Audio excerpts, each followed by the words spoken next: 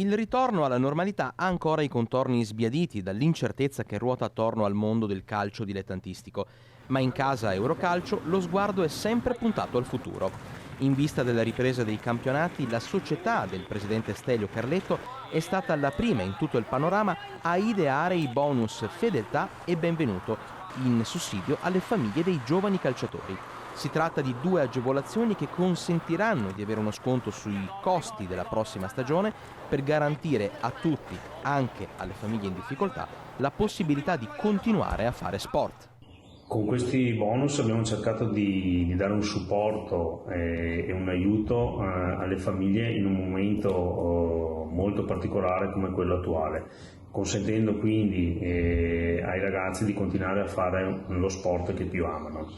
Ci rammarica solamente una cosa, che alcune società limitrofe a noi hanno fatto qualche polemica riguardo alla nostra iniziativa, non capendone il risvolto sociale.